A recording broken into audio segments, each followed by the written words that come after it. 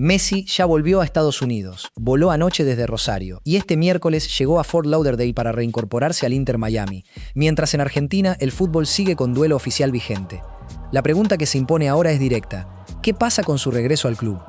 Porque volver a Miami no cierra nada, abre una serie de decisiones que involucran a Inter Miami, a la selección argentina y al propio Messi, que llega a Florida en un estado emocional que nadie se atreve todavía a calificar como superado. El viaje se hizo de noche y con la familia completa. Antonella Rocuso y los 3 hijos lo acompañaron en el vuelo privado que partió de Rosario rumbo al aeropuerto de Fort Lauderdale. Durante los días previos, Messi había permanecido recluido en su casa de Funes con un hermetismo que sorprendió incluso a quienes están acostumbrados al blindaje habitual de la familia. Nadie lo vio en la calle. Nadie consiguió una imagen espontánea, y esa ausencia total de imágenes, en una figura que genera noticia con cada gesto, es en sí misma parte de la historia, porque lo que llevó a Messi a Rosario no fue un viaje planeado, fue una salida de urgencia, en medio de un torneo, mientras su equipo se preparaba para un partido decisivo. Y lo que encontró al llegar fue distinto de lo que la propia familia había estado repitiendo durante semanas. Hay que retroceder apenas 5 días para entender la dimensión real de lo que está pasando.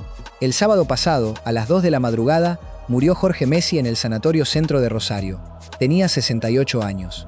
El comunicado lo firmó el propio centro médico, algo poco habitual, y evitó dar detalles sobre la causa exacta, citando la protección de datos del paciente y el pedido expreso de privacidad de la familia. Circuló luego una versión, atribuida a un medio argentino, que hablaba de una larga lucha contra un cáncer de parótida, aunque sin confirmación médica oficial. Lo cierto, lo verificado, es que Jorge llevaba meses de deterioro que la propia familia había reconocido públicamente durante el Mundial, cuando debió salir a desmentir rumores de fallecimiento que ya circulaban en junio.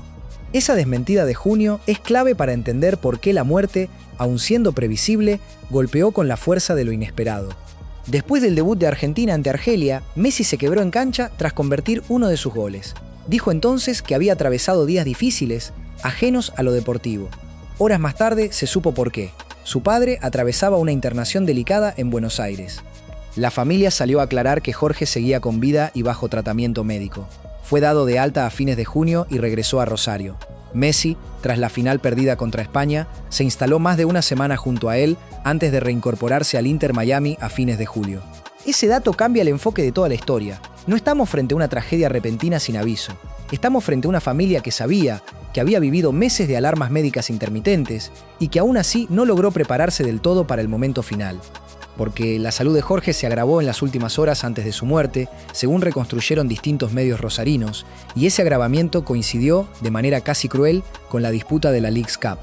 El sábado, mientras Inter Miami se preparaba para enfrentar a Monterrey, Messi recibió la noticia y decidió no jugar. Viajó de urgencia desde Fort Lauderdale hacia Rosario, acompañado por su familia. El equipo de Florida salió a la cancha sin su capitán esa misma noche. Perdió 2-1, en un partido que cortó una racha de 8 encuentros sin derrotas. El gol de Rodrigo de Paul, amigo íntimo de Messi y su compañero también en la selección, tuvo un gesto que se volvió viral en minutos. Levantó la camiseta para mostrar una remera interior con el nombre y el número 10 de Messi. Fue amonestado por el festejo excesivo. No le importó. Ahí está la primera pieza fuerte de esta historia, la que muchos todavía no terminan de dimensionar. En el mismo momento en que Jorge Messi agonizaba en Rosario, su hijo estaba a punto de subirse a un avión, mientras miles de kilómetros de distancia, en una cancha de Florida, sus compañeros jugaban con su nombre cosido bajo la camiseta. El velatorio se hizo en absoluto silencio mediático. No hubo cámaras dentro, no hubo declaraciones. La despedida ocurrió el domingo en el cementerio Parque El Prado, ubicado en la localidad de Pérez, vecina a Rosario, bajo un operativo de seguridad reforzado para garantizar la privacidad total de la familia. Afuera, en las rejas del cementerio, empezaron a acumularse carteles y una corona floral con mensajes de hinchas que decían frases como «Fuerza a la familia Messi», dirigidas a un hombre que para buena parte de Rosario seguía siendo antes que nada un vecino de Funes con pasado futbolero en las inferiores de Newell's. Porque esa es otra capa de la historia que suele quedar afuera de los grandes titulares. Jorge Messi no fue solamente representante y administrador del patrimonio de su hijo. Se formó como técnico químico, trabajó como gerente en la fábrica Acindar durante los años 80 y de joven había sido mediocampista en las inferiores de Newell's hasta que el servicio militar cortó ese camino. Fue él quien, cuando Messi todavía era una promesa en el predio infantil de Malvinas, se puso al hombro la gestión para conseguir la cobertura médica del tratamiento hormonal que necesitaba su hijo. Sin esa gestión, probablemente no existiría la carrera que hoy todos conocen. Ese rol de gestor silencioso no terminó cuando Messi se convirtió en estrella mundial.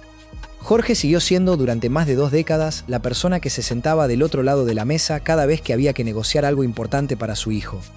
La imagen más recordada de ese papel es la de 2020, cuando viajó hasta Barcelona para reunirse con la dirigencia del club catalán y buscar la salida de Messi de la institución donde se había formado desde niño. Bajó de un vuelo privado, esquivó una nube de periodistas en el aeropuerto de El Prat y, ante la insistencia de las cámaras, apenas soltó una frase corta antes de subirse a un taxi. Esa escena resume bien el estilo de Jorge. Manejaba los contratos, las negociaciones y el patrimonio familiar, pero evitaba sistemáticamente exponerse él mismo ante los medios. Quienes lo conocieron de cerca en Rosario describen algo distinto de la imagen de empresario multimillonario que muchos imaginan. Un amigo cercano a la familia contó a un medio nacional que Jorge insistía en mantener las costumbres de una familia de clase media, con asados de domingo y toda la mesa sentada junta, más allá de la fortuna acumulada. Esa doble faceta, la del negociador implacable en las oficinas y la del padre que prefería el asado familiar antes que la exposición pública, es la que ahora empieza a repasarse en cada homenaje. A partir de acá, la historia deja de ser solamente un duelo familiar y se convierte en un fenómeno institucional. Porque el fútbol argentino no se limitó a lamentar la muerte de Jorge Messi. La reacción oficial fue rápida y de una magnitud poco habitual para la muerte de alguien que no era, formalmente, una figura del deporte. La Asociación del Fútbol Argentino emitió el mismo sábado el boletín número 6933, firmado por su presidente Claudio Tapia, con 3 disposiciones concretas. La primera, minuto de silencio antes de cada partido de todas las categorías del fútbol argentino. La segunda, brazalete negro obligatorio para árbitros, jugadores y cuerpos técnicos durante toda la fecha. La tercera, y la más visible en el tiempo, las banderas de todas las instalaciones de la AFA permanecerán a media asta hasta este viernes 14 de agosto. Es decir, el luto oficial todavía no terminó. Sigue vigente en este mismo momento mientras Messi ya está en Florida. Ese desfasaje temporal es importante y casi nadie lo está señalando. Argentina sigue de luto oficial hasta el viernes, pero Messi ya volvió a la rutina de Miami. 2 calendarios distintos, uno emocional y otro futbolístico, corriendo en paralelo sin coincidir del todo. Newell's Old Boys, el club de la infancia de Messi y del que Jorge era hincha reconocido, fue de las primeras instituciones en despedirlo, destacando el acompañamiento constante que tuvo en cada paso de la carrera de su hijo. Rosario Central, el clásico rival, también envió condolencias. Y el pequeño club abanderado Grandoli, donde Jorge trabajó como entrenador de las categorías infantiles y donde un Messi todavía niño dio sus primeros pasos, publicó una foto de aquella época con un mensaje simple: agradecer a Jorge por ser parte de esa historia. Pero el fenómeno se escapó rápidamente del fútbol argentino. Barcelona y Real Madrid, 2 clubes que representan casi todo lo que puede dividir al fútbol español, emitieron comunicados el mismo sábado. El club catalán reconoció públicamente que fue Jorge quien confió en la institución los primeros años y el máximo esplendor de la carrera de su hijo. La Conmebol también se pronunció, igual que UNICEF, organización con la que Jorge colaboraba de manera directa a través de la Fundación Familiar. Y después llegaron los mensajes personales, uno detrás de otro, en una cadena que incluyó a figuras que van mucho más allá del fútbol. Rafael Nadal le escribió a Messi para decirle que no podía imaginar el dolor que estaba atravesando. Ubaldo Fillol, campeón del mundo en 1978, envió un abrazo del alma. José Pekerman, quien dirigió a Messi en el Mundial de 2006, lo definió como un padre ejemplar. Luis Suárez, compañero actual en Inter Miami, le escribió que su papá lo seguiría mirando con orgullo desde arriba. Fuera del ambiente estrictamente futbolístico, la despedida también llegó desde la televisión y el espectáculo argentino. Mirta Legrand, referente histórica de los medios locales, compartió unas palabras de condolencia hacia Messi y hacia Celia Cucitini, con quien mantiene un vínculo de años. Marcelo Tinelli y Ricardo Montaner sumaron sus propios mensajes en redes. Y dentro del propio fútbol argentino, tras la derrota de River frente a Tigre por el torneo local, el defensor Nicolás Otamendi se detuvo a hablar del tema en la salida del campo de juego, para expresar su pesar por lo ocurrido con la familia de su compañero de selección. Con esto llegamos a un punto donde conviene detenerse, porque todavía queda la pregunta más importante sin responder del todo: ¿por qué Messi decidió volver justo ahora, en medio de un torneo que su equipo prácticamente ya perdió? La respuesta tiene que ver con algo que Inter Miami dejó bastante claro desde el primer día. Le otorgaron una licencia sin fecha de regreso. No hay presión institucional para que vuelva a jugar. El entrenador Guillermo Hoyos lo confirmó públicamente, reconociendo que el plantel atraviesa un momento emocionalmente complicado y que Messi necesitará el tiempo que haga falta para procesar la pérdida. Esa frase, tiempo que haga falta, es la que define el momento actual. No hay un cronograma cerrado, no hay fecha de reaparición, y todo indica que la decisión final quedará exclusivamente en manos del propio jugador. Mientras tanto, el equipo siguió compitiendo sin él. El martes, un día antes del regreso de Messi a Miami, Inter Miami disputó su tercer y último partido de la fase de grupos de la Leagues Cup contra el Club León de México. El resultado deportivo, en el contexto de esta historia, quedó completamente en segundo plano. Lo relevante es que Messi no estuvo en la cancha y que su ausencia ya no respondía a una decisión de último momento, sino a una licencia formal, indefinida, otorgada por el club. Ahí aparece la segunda gran revelación de esta historia, la que conecta el duelo privado con las consecuencias deportivas concretas. Inter Miami llegó a ese partido con apenas 3 puntos, tras la derrota ante Monterrey, en una posición que lo dejaba prácticamente eliminado del torneo, salvo una combinación de resultados ajenos. El propio Hoyos, en conferencia de prensa, admitió que el golpe emocional afectó también el rendimiento colectivo del equipo, más allá de la ausencia puntual de su capitán. La cuenta matemática, además, era casi imposible de sostener por cuenta propia.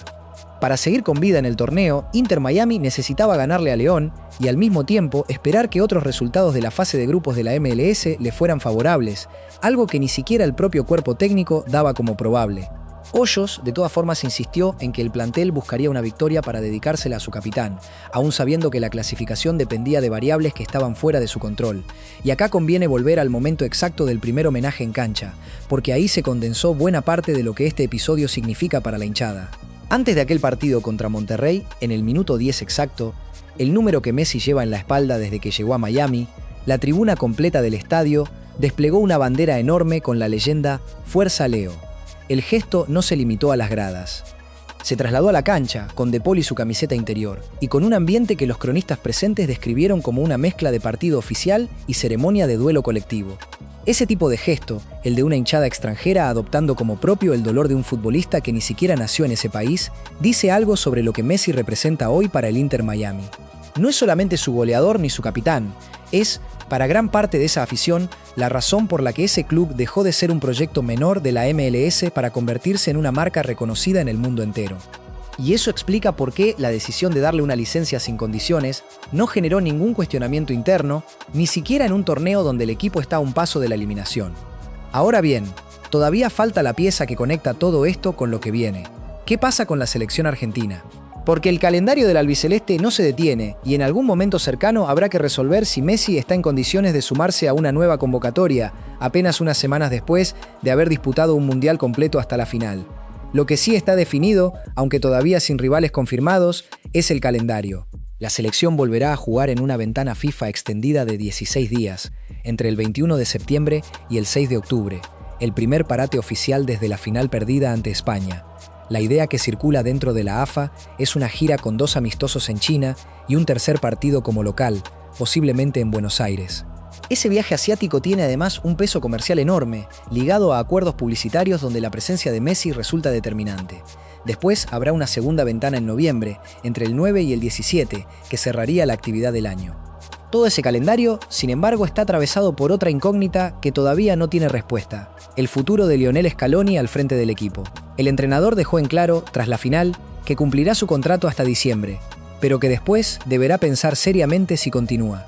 Reconoció públicamente que le costará repetir un ciclo tan exitoso como el que está cerrando y que necesita tiempo para decidir. El presidente de la AFA, Claudio Tapia, ya expresó su respaldo total, pero la definición sigue abierta. Y esa incertidumbre se combina en este momento puntual con la del propio Messi, que tampoco confirmó todavía si seguirá disponible para las próximas convocatorias o si su participación en China y en el partido de Buenos Aires dependerá directamente de cómo atraviese estas semanas. Por ahora no existe ningún pronunciamiento oficial de la AFA respecto a la participación de Messi en los próximos compromisos de la selección. Todo lo que circula son especulaciones periodísticas, muchas de ellas basadas en la lógica más que en confirmaciones reales. Y ese vacío informativo es exactamente el tipo de espacio en el que conviene ser cauto. No hay una fecha confirmada de regreso a los entrenamientos con Scaloni, ni una versión oficial sobre si el cuerpo técnico evaluará darle más tiempo de descanso considerando el desgaste físico y emocional acumulado. Lo que sí está confirmado es el otro costado de esta historia, el más inmediato. Messi ya durmió esta madrugada en su casa de Miami después de casi una semana entera fuera de la rutina futbolística. Y la atención, según reconstruyeron distintos medios que siguieron de cerca su llegada, empieza a centrarse en el presente deportivo del club, no porque el duelo haya terminado, sino porque la vida institucional de un futbolista de su magnitud no puede detenerse indefinidamente sin generar consecuencias en el funcionamiento diario del equipo. Y así llegamos al corazón de todo este episodio, a la revelación que conecta cada pieza anterior. La historia de estos 5 días no es la historia de un futbolista que perdió un partido importante. Es la historia de un hombre que en medio de la peor noticia de su vida adulta tuvo que resolver en simultáneo un duelo familiar íntimo y una exposición pública que ningún ciudadano común enfrenta jamás. Cada gesto, cada ausencia, cada decisión sobre viajar o no viajar terminó convertido en información pública, analizada, comentada y en parte hasta calculada en términos deportivos por un torneo que necesitaba saber si su máxima figura iba a estar disponible o no. Eso es lo que distingue a esta muerte de cualquier otra dentro del mundo del fútbol. No fue solamente el fallecimiento de un padre, fue el fallecimiento del hombre que construyó, decisión tras decisión, gestión tras gestión, la estructura que permitió que Messi se convirtiera en lo que es hoy. Y esa construcción empezó mucho antes de que existiera el Barcelona, mucho antes de la Copa del Mundo, en un club de barrio de Rosario donde un padre con sueños futbolísticos frustrados se convirtió en el sostén silencioso de los sueños de su hijo. Con el regreso a Miami, ese ciclo entra en una nueva etapa, todavía sin fecha de cierre. Inter Miami deberá decidir en los próximos días cómo maneja la reincorporación de su capitán a los entrenamientos, sabiendo que la MLS retoma su calendario regular independientemente de lo que ocurra en la Leagues Cup. La selección argentina, por su parte, deberá esperar señales concretas antes de convocarlo para los próximos compromisos, en un calendario que todavía no fue confirmado públicamente en lo que respecta a la participación de Messi. Lo que queda mientras tanto es una postal que resume mejor que cualquier análisis lo que fueron estos 5 días. Un vuelo nocturno desde Rosario, una familia completa viajando en silencio y un país entero que sigue con las banderas a media asta hasta el viernes, esperando que su capitán encuentre, a su propio ritmo, el momento de volver a ser simplemente un jugador de fútbol.